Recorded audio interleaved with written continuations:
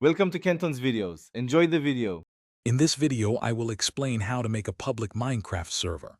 First, decide if you want to host the server yourself or use a dedicated hosting provider. Self-hosting requires more technical knowledge but offers full control. Next, download the official Minecraft server software, which is a Java archive file. Create a new, empty folder on your computer to store all your server files. Then, run the downloaded JAR file to generate essential configuration files, like the end-user license agreement.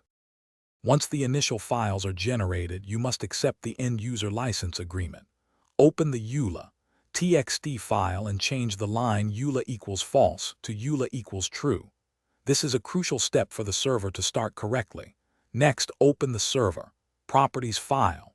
Here, you can customize many aspects of your server, such as the game mode, difficulty, and the maximum number of players.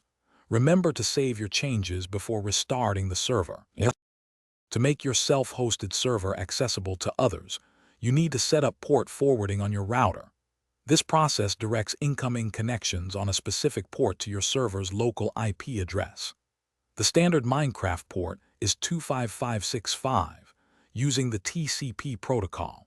You will need to log into your router's administration panel, usually through a web browser, and navigate to the port forwarding or NAT settings to create this rule. After successfully setting up port forwarding, your server is ready for others to join. Share your public IP address with your friends. They will use this to connect to your game.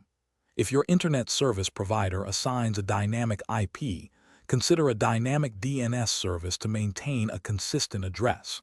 Remember to regularly back up your server files and world data.